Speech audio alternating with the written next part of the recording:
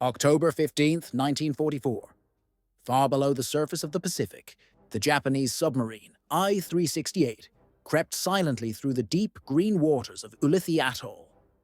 Inside the narrow command compartment, the air was thick with oil and tension.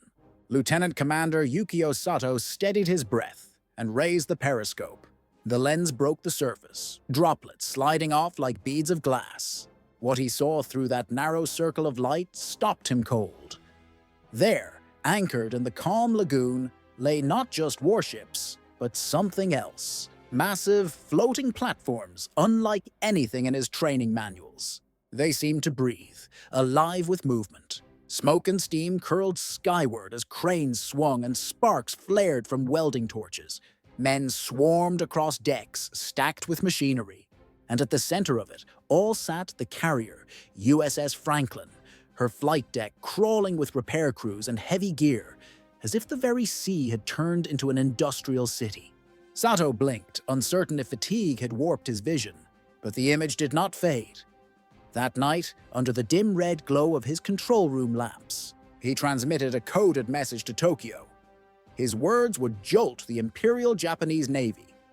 Enemy possesses floating factories capable of major carrier reconstruction. Ship repair capabilities exceed all previous intelligence estimates. Sato had just glimpsed a revolution, one that Japan's admirals had never imagined possible. The Americans had brought their entire industrial heartland to sea. 3 years earlier, in Tokyo's Naval General Staff headquarters, such an idea would have seemed absurd. In the summer of 1941, 3 months before Pearl Harbor, Admiral Osami Nagano convened a meeting of Japan's top planners. The question was simple: could America's vast industrial base be neutralized by distance? On a chalkboard, calculations filled the air with confidence. American carriers, they reasoned, were powerful but fragile. Their engines and flight systems were complex beyond measure. A single Yorktown-class carrier contained over 2 million individual parts, each one a link in a chain that stretched back to factories thousands of miles away. Commander Minoru Genda, the brilliant strategist who would later design the Pearl Harbor strike, had studied those ships in microscopic detail. His intelligence maps marked every major American naval yard, from Washington State to California. Mare Island could repair 2 carriers at once. Puget Sound perhaps 3. Pearl Harbor, closest to the combat zone, could handle 4, but only for emergencies. So, the math seemed sound. If Japan could damage 6 or 8 carriers early in the war, the US Navy would choke on its own logistics. Repair queues would stretch for months. Each wounded carrier would limp 3,000 miles back to the mainland, gone from battle for half a year. Geography, Japan believed, was their greatest ally. Even Admiral Isoroku Yamamoto, who privately feared war with the United States, accepted those numbers. His chief of staff, Rear Admiral Ryunosuke Kusaka, presented crisp charts proving America's limits. They could build carriers quickly, yes, but without the specialized dry docks, machine shops, and master craftsmen of the homeland, those ships were helpless once damaged. Japan believed the Americans were trapped by their own complexity. They had no idea that America was already designing a way around it. Inside a nondescript office at the Bureau of Ships in Washington, D.C., a quiet revolution was underway. Captain Samuel Robinson, head of the Navy's Ship Design Division, laid out a proposal that defied convention. He argued that the next great weapon of war wouldn't carry guns. It would carry tools. The concept was audacious. Vessels so large and capable they could rebuild other ships entirely at sea. Foundries, machine shops, forges, power plants, all afloat, all self-sufficient. They would travel with the fleet like mechanical angels, ready to resurrect the wounded and send them back into battle. The first of these floating factories was the USS Vulcan, commissioned in June 1941, months before the war began. She stretched 625 feet from bow to stern, displacing over 16,000 tons. Her decks were lined not with artillery, but with lathes and presses. Below, machine shops hummed with precision tools that could turn steel shafts 40 feet long. She carried her own foundries, capable of forging anchor chains or casting propeller blades from raw metal. Her electrical division could rewire an entire warship from stem to stern. Vulcan's crew numbered 1,400, not ordinary sailors, but craftsmen, welders, engineers, machinists, and metallurgists drawn from the heart of American industry. Many had once worked the assembly lines of Detroit, the steel mills of Pittsburgh, the shipyards of New Jersey. Now they wore navy blue, carrying their trades into battle. Commander James Morrison, Vulcan's first captain, described her best. "We were to be Detroit, and Pittsburgh made mobile, capable of rebuilding anything the Navy could float." He didn't exaggerate. The Japanese first felt Vulcan's unseen hand months later, during the brutal Guadalcanal campaign. On the night of October 13, 1942, Japanese battleships Kongo and Haruna unleashed a thunderstorm of shellfire on Henderson Field. Explosions flattened hangars, burned aircraft, and cratered runways. When dawn broke, reconnaissance flights reported what looked like total destruction. To Tokyo, it seemed the American air presence had been erased. Yet, within 3 days, new American planes roared into the sky. Fresh engines, rebuilt frames, the airfield lived. Japanese intelligence dismissed the reports. Impossible, they thought. The Americans couldn't repair that kind of damage in days. They hadn't yet noticed the USS Vulcan, anchored quietly offshore. Her furnaces had burned around the clock. Her machine shops cut replacement parts for aircraft engines, landing gear, and control surfaces. Electricians rewound motors by lamplight. Welders repaired bomb-damaged fuel lines and hydraulic systems. In 72 sleepless hours, Vulcan's crew had resurrected Henderson's air power from the ashes. For Japan, it was a mystery. For America, it was proof. Their experiment worked. Weeks later, another Japanese officer would encounter this miracle and record it in disbelief. Captain Tadashi Nakajima, commander of the carrier Shikaku, led strikes against the U.S. fleet at the Battle of the Santa Cruz Islands on October 26, 1942. His pilots scored multiple hits on the USS Enterprise. Flames engulfed her deck. Her elevators jammed. Intelligence officers later declared her crippled beyond repair. A mission kill. 6 months minimum before she could sail again, if she even survived the voyage home. But less than a month later, Enterprise reappeared in battle. Her deck smooth, her elevators restored, her guns bristling with fresh paint. To Nakajima, it seemed a ghost ship, a trick of propaganda. Years later, during his post-war interrogation, he confessed his bewilderment. "We confirmed severe structural damage. Our intelligence showed impossible repair timelines." Yet she returned, stronger than before. The answer was no secret back in the U.S. Navy. At Noumea, in the South Pacific, the USS Vulcan had spent 28 days reconstructing the carrier, fabricating new elevator machinery, replacing steel plating, even improving her systems beyond their original specs, all without a single dry dock. Chief Machinist's mate Robert Patterson, who oversaw those repairs, described it plainly. "We built her a new heart, piece by piece, from raw steel. Cast the gears, machined the drives, rewound the motors. Everything except the hull itself came from our shops." By early 1943, Japan's naval intelligence officers were quietly alarmed.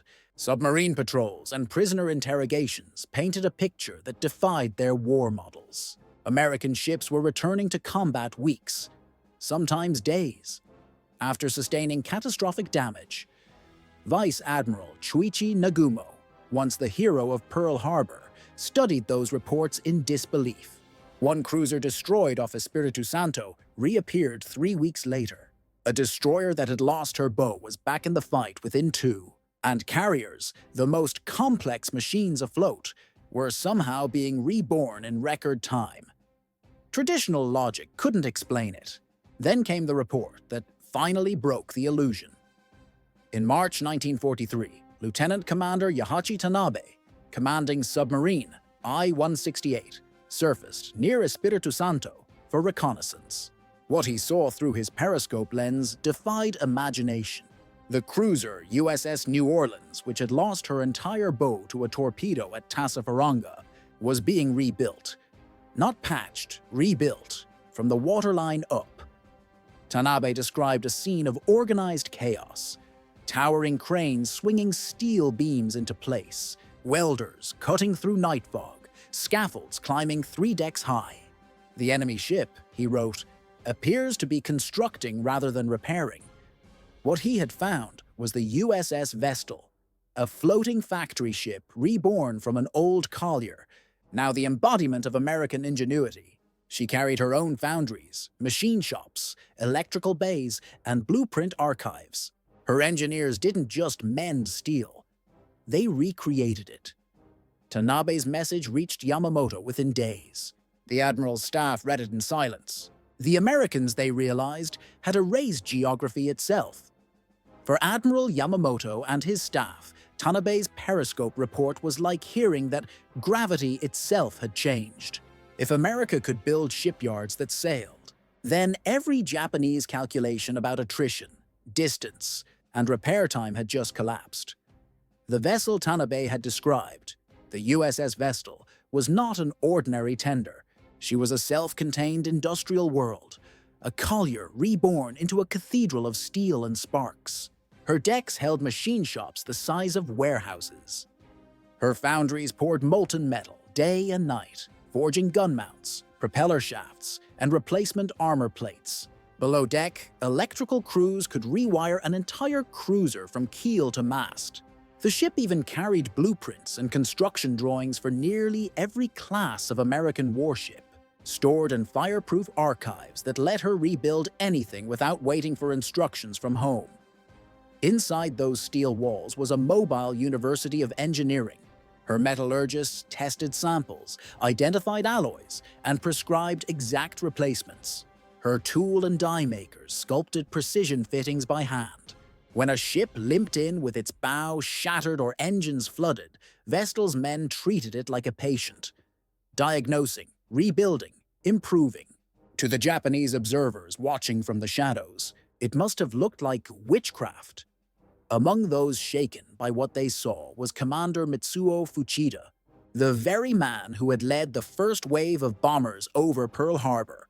Recovering from wounds sustained at Midway, Fuchida watched through binoculars as American crews repaired battle-damaged ships off a captured island base. He wrote later, almost in awe, "They rebuilt a destroyer whose superstructure had been erased, crafting new construction in days. Each vessel returned to combat stronger than before." That simple observation cut to the heart of the American advantage. The floating factories did not just restore what had been lost. They improved it. Burned-out radar arrays were replaced with the latest models, fresh from stateside laboratories. Engines returned to duty running smoother, cooler, and stronger than before. A scar became an upgrade. Every wound turned into a lesson. By mid-1943, the Pacific began to hum with these roving industrial miracles. USS Vulcan worked the Southwest Pacific, from Guadalcanal to the Solomons, while USS Vestal followed the Central Pacific Drive. The newly commissioned USS Ajax specialized in submarine overhauls, and USS Hector took on destroyer and escort maintenance. Together, they formed an invisible lattice of steel and steam that stretched thousands of miles. A network of factories that moved with the tides. Each ship equaled a major naval yard in output, yet carried advantages no land facility could match. They could shift anchorages overnight, staying within range of combat, yet safe behind destroyer screens. They were untouchable by bombing raids. And above all, they turned the ocean itself into America's assembly line. For Japan's Navy, this was strategic nightmare made real. In late 1943, submarine commands received urgent new orders. Attack not carriers, not cruisers, but these auxiliary behemoths. Destroying one floating machine shop, Tokyo reasoned, was like sinking a dozen warships at once. But getting close enough was nearly impossible. Vulcan alone survived. 17 separate submarine attacks between 1943 and 1945, she bristled with 5-inch guns and anti-aircraft batteries, ringed by destroyer escorts that hunted anything daring to surface. When I-26 finally managed to hit Vestal with a single torpedo in January 1944, the American response bordered on fury.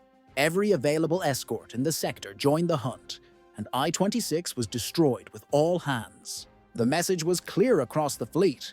Protecting the factories came before protecting the fighters. That same year, as American forces leapfrogged westward, these ships became the cornerstone of the island-hopping strategy itself. When the Marines seized a new atoll, the floating factories followed in their wake like silent partners. Before the dust even settled, cranes were swinging and welders were already mending hulls. At Majuro, USS Ajax arrived with the first invasion convoy, and within days had destroyers lined up alongside her, hatches open, sparks flying. At Eniwetok, USS Hector set up complete submarine repair facilities, while artillery still rumbled on shore. By the time new airstrips were built, half a dozen warships had already been overhauled at anchor. This speed changed everything. Where once a torpedoed cruiser would need months to limp home, now it was battle-ready within weeks. Nimitz's staff ran the numbers and realized that each factory ship effectively tripled the operational strength of his fleet. It was multiplication through logistics, an equation Japan could never balance. In July 1944, Admiral Chester Nimitz issued a directive that crystallized the new reality. Floating machine shops have fundamentally altered the correlation of forces in the Pacific. Our ability to maintain full operational capacity in combat zones must be protected and exploited to the maximum. That sentence became gospel. From then on, these industrial ships were treated as crown jewels. They anchored behind protective rings of escorts and minesweepers, and reconnaissance blimps circled overhead like guardian angels. Japan, for its part, began rewriting its attack plans to prioritize these targets. By late 1944, kamikaze pilots received orders specifically mentioning enemy auxiliary repair vessels. Even desperation carried a grim logic. Why waste precious lives on ships that would simply be rebuilt? Better to strike the factories themselves. But even the suicide pilots rarely found them.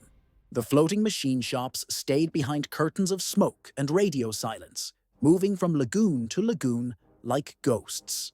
To the Japanese sailors who sometimes glimpsed their silhouettes through periscopes or reconnaissance haze, they seemed less like ships and more like conjured cities, industrial phantoms feeding an inexhaustible war machine.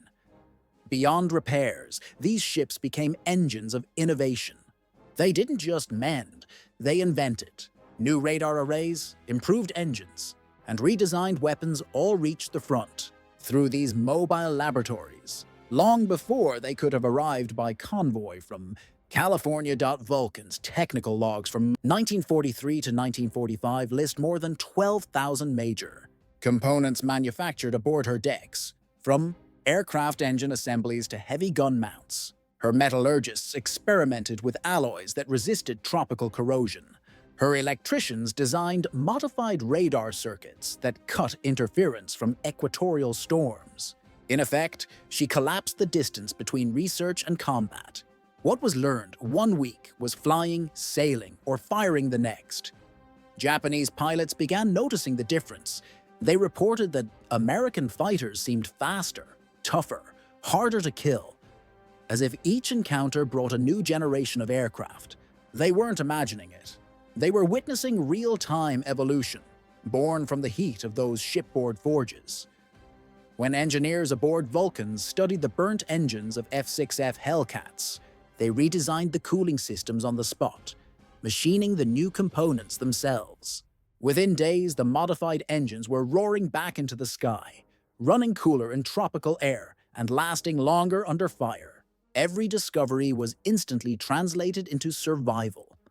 By early 1945, this floating industrial ecosystem stretched from the Marshalls to the Marianas, a mobile homeland that advanced in perfect step with the fleet. Each lagoon became a temporary Detroit, each anchorage a Pittsburgh on the sea, and ahead lay Japan itself.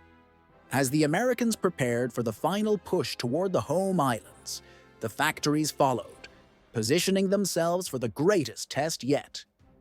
To support entire carrier groups striking the Japanese mainland, they had already erased distance. Now they would erase time. By early 1945, Japan's defeat was written not only in the skies but in the water itself. From Ulithi to Leyte, the Pacific shimmered with an impossible sight. Whole cities afloat.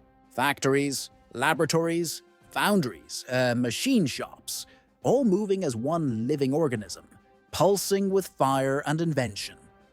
When Admiral Raymond Spruance's Task Force 58 launched strikes against the Japanese home islands that February, Vice Admiral Mark Mitcher's carriers absorbed wave after wave of kamikaze attacks. The skies over Tokyo were chaos, smoke, tracers, and fire raining from the clouds. The carriers Saratoga and Franklin both took punishing hits. Under any earlier doctrine, they would have been written off as total losses, doomed to spend half a year limping home across a burning ocean. But this was a different war now. They didn't go home. They went to Ulithi. In that calm atoll, a new kind of city waited for them. An industrial miracle hidden beneath the blue horizon.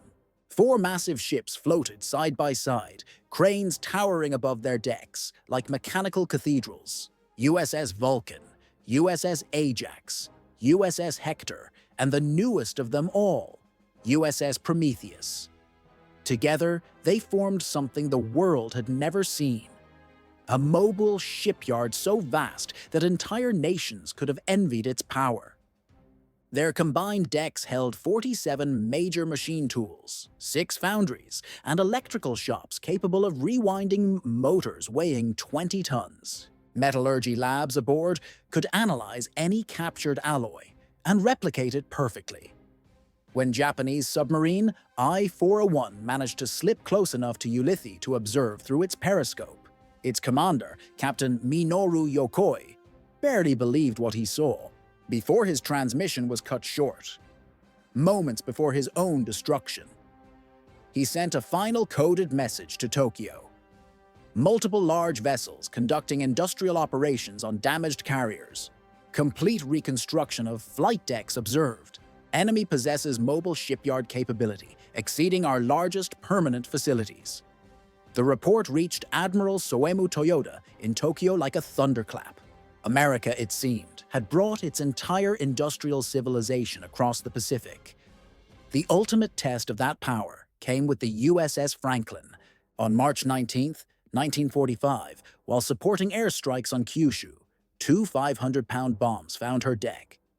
The explosion tore through her hangar, igniting stored fuel and ordnance. Within minutes, she was a furnace adrift, her decks collapsing, her hull twisted, her men fighting fire and fate at once. 87 sailors died. Hundreds more were injured or missing. Every manual and textbook said she was finished. But Prometheus didn't deal in manuals. She dealt in miracles. Prometheus displaced over 21,000 tons and carried 1,800 specialists, machinists, welders, electricians, and metallurgists, each one a master in his craft. She didn't repair, she recreated. When Franklin limped into Ulithi, black smoke still seeping from her seams, Prometheus's cranes were already swinging into position. Within hours, her decks erupted in the glow of welding arcs. They stripped away twisted metal, hoisted new beams into place, rewired the ship's electrical grid, rebuilt her elevators, and forged a brand new flight deck from raw steel carried within Prometheus's own hull. Master Chief Petty Officer William Hennessy, who supervised the reconstruction, later described it to Congress. We built her a new carrier inside the old one. New deck, new guts, new life. Everything except her soul. And even that came back stronger. It took 11 weeks. An almost impossible timeline, even for a land-based yard. And Prometheus did it while anchored in an open lagoon, surrounded by the roar of engines and the hum of 1,000 tools. When Franklin finally steamed out again, her decks gleamed under the tropical sun. She was faster, tougher, and more modern than before the attack. From the air, Japanese reconnaissance pilots could scarcely believe what they were seeing. The same carrier they'd struck down weeks earlier now sailed proudly again, its deck alive with aircraft. In Tokyo, Admiral Toyoda's analysts pored over the photographs, stunned into silence. Their report concluded with words that summed up Japan's new reality. The enemy's floating repair capabilities represent industrial organization on a scale that cannot be countered through conventional operations. They have brought their homeland's manufacturing capacity to our waters. It wasn't just strategy anymore. It was civilization, made mobile. During the Okinawa campaign that spring, the full power of this system came into view. Day after day, kamikaze aircraft hurled themselves at American carriers, inflicting horrific damage. Yet the fleet's strength never seemed to waver.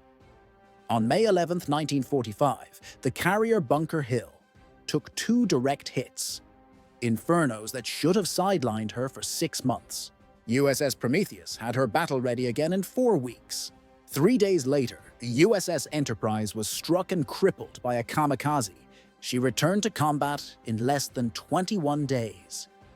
For Admiral Takejiro Onishi, the very man who had created the Kamikaze Corps, it was the final insult. His chief of staff, Captain Rikihei Inaguchi, later wrote, "Our strategy depended on cumulative damage overwhelming the enemy.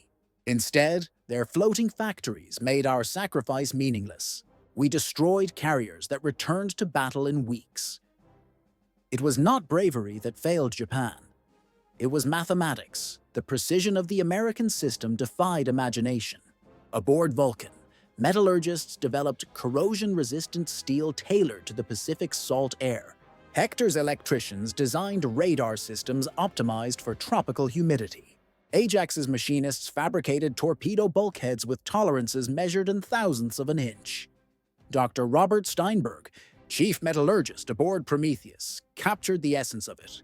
We weren't repairing ships. We were evolving them. Mid-battle, mid-war, every repair was an experiment. Every improvement was tested under fire.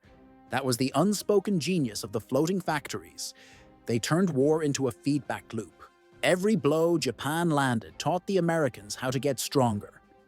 Meanwhile, Japan's repair facilities, isolated, under siege, starved of materials, could only patch and pray. Ships that limped home often never returned.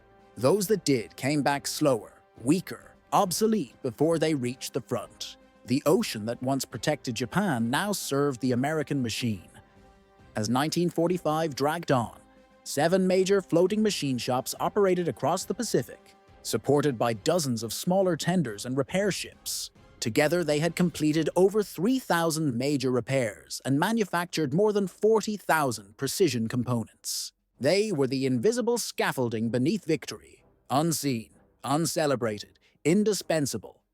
Japanese submarines were ordered to target them above all else, but they rarely succeeded. Each factory was surrounded by a fortress of escorts and anti-submarine patrols. Even when I-58 sank the USS Indianapolis that July, the American response showed where priorities truly lay. Destroyers rushed not to vengeance, but to guard Vulcan and Prometheus. The factories were the heart of the fleet, and hearts cannot be risked. For those who witnessed their power, the psychological impact was profound. Commander Mitsuo Fuchida, once the symbol of Japanese triumph, admitted years later, "We realized we were fighting not merely the American Navy, but the American industrial system made portable. Every ship they lost returned stronger. Every ship we lost was gone forever."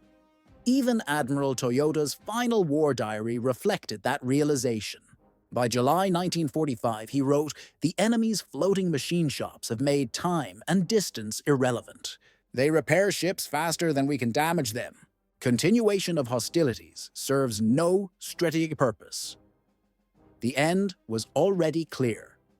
When Emperor Hirohito spoke to his people on August 15, 1945, he referred to A war situation that has developed not necessarily to Japan's advantage. Most listeners thought of the atomic bombs, but to Japan's admirals, that phrase carried another meaning. It meant industrial defeat, the relentless tide of American production that no courage could halt, no distance could blunt, no attack could undo. Admiral Toyoda put it plainly in his post-war interrogation. Your floating machine shops defeated us as surely as your submarines and aircraft. You brought your factories to the battlefield. Against that, there was no answer.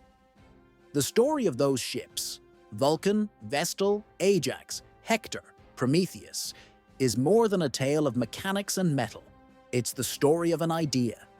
That technology and organization can turn even the wildest ocean into home ground. That a nation's strength isn't just in its weapons, but in its ability to rebuild them.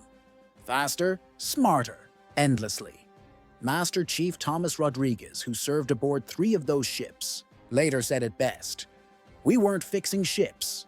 We were proving that American industry could go anywhere, do anything. Distance didn't matter. Geography didn't matter. As long as we had steel, light, and hands, we could fight forever. Today, the legacy of those floating factories lives quietly in every modern naval task force. The concept of mobile support, of carrying the homeland's power across the sea, remains at the heart of naval warfare. Modern carriers still sail with repair ships, supply tenders, and mobile depots, descendants of Vulcan and Prometheus. But back in 1945, that idea was brand new. It was a revelation forged in sparks and sweat, in the clang of steel against steel, in the conviction that no distance was too far for American hands to reach. Japan had believed the Pacific's vastness would shield them.